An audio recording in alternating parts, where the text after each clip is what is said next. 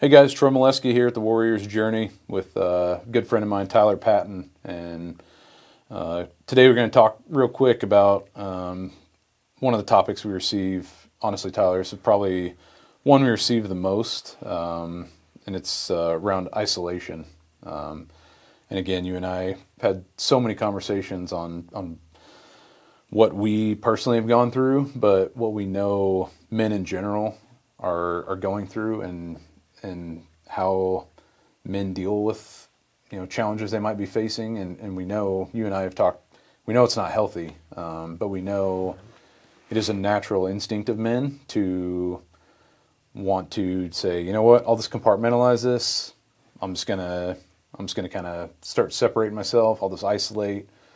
I'll stay in my own corner, kind of mindset. And so I'd love to hear from you of have you ever felt isolated? Have you, what's your experience around that?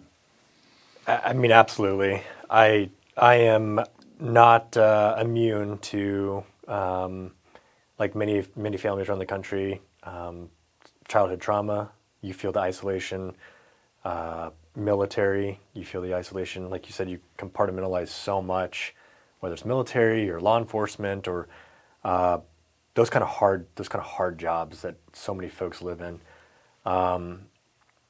So to be able to compartmentalize, I think, is one thing from a survival standpoint.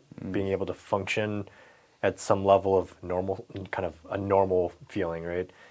But if that compartmentalization starts to become withdrawal, that's to me that's the line that a lot of guys cross where it becomes an issue. Oh, yeah. I felt that. I think there's benefits to being able to have compartmentalization that's healthy, and then it gets to a point where if you're not willing to, I guess, sideline those kind of feelings and then bring it about in a healthy way, you start to feel those feelings of isolation and withdrawal. You're not a part of the team. You're there, but you're not there. Yeah. You know what I mean? Yeah, absolutely. Yeah, I mean, I personally, I felt like I've always done a good job compartmentalizing, but I think when I look back at my transition out of the military, I think I took it too far. When I got out, I'm like, I basically looked at it as like, hey, I did my time. I served my country. Nobody on the civilian world, nobody out there is going to get me, and so I'm just gonna take care of my family, and I'm not gonna worry about I did my time. I'm just gonna sit here in my, and I think that's not healthy because I didn't have. I wouldn't say not always. I had a good community that a close community that I stayed in touch with, but I would say, I wasn't out there being what God called me to be, or being who God called me to be. I wasn't out there being the light. I wasn't, sharing my faith, sharing the gospel, whatever you're called to do. Yeah. I hadn't found that calling yet. And so I just was like, I'm just going to stay isolated and do my own thing, was kind of my take. Yeah, that's that's so tough because, especially coming from a team environment where your moniker, you're literally called a team guy, and to go from like that fraternity of folks that you can trust and believe in, and the people around you, to all of a sudden to go from that to maybe a civilian sector or whatever, of well, I got to do it on my own. I have to do it on my own now, and I could imagine that sense of isolation, and it's like a loss. It's like a loss to yourself. Was probably, I imagine, one of the biggest challenges getting out of the military too. Yeah. Yeah. And I think, as we're talking through it, one more piece I had is oftentimes when we do isolate ourselves, we don't recognize it, or two, we just want to be left alone. But how detrimental does that become? And how do we open up to another guy? How do we ask for help? How do we talk to our spouse? And I'm just be curious to see what you think about how do you get out of that?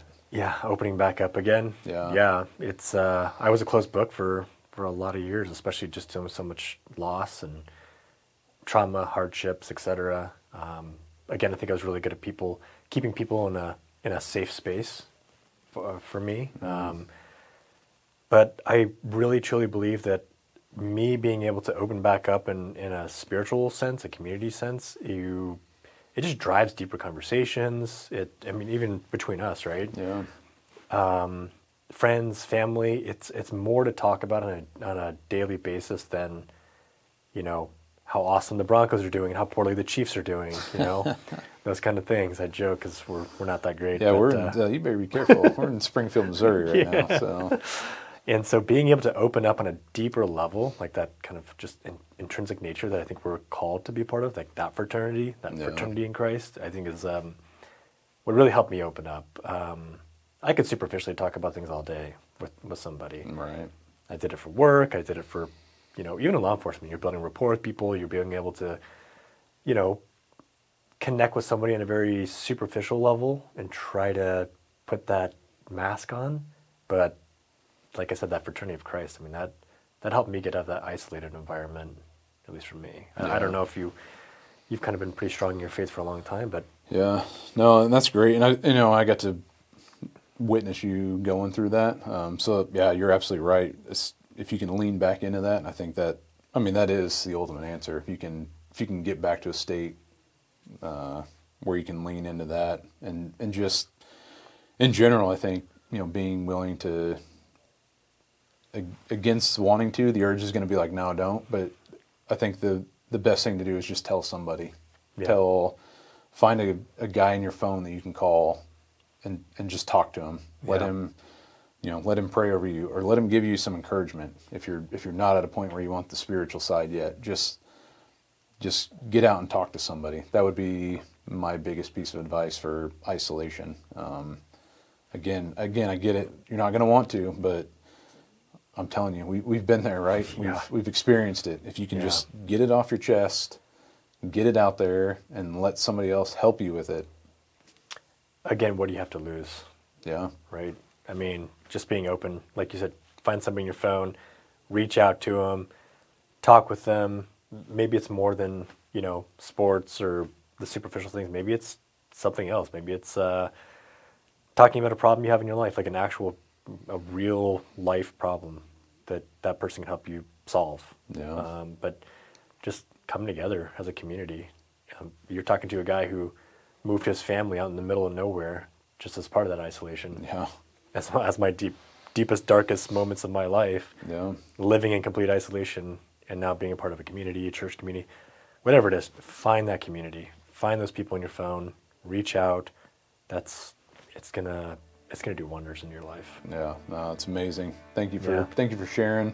And again, anybody out there, if you're feeling isolated, if you're at that point,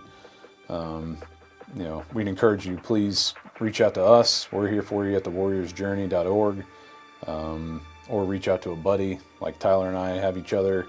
Reach out to a buddy, reach out to a family member, whatever it is, because you'd have people behind you. You have people that want to help you, that want to encourage you. So don't stay isolated. Don't feel like you're alone.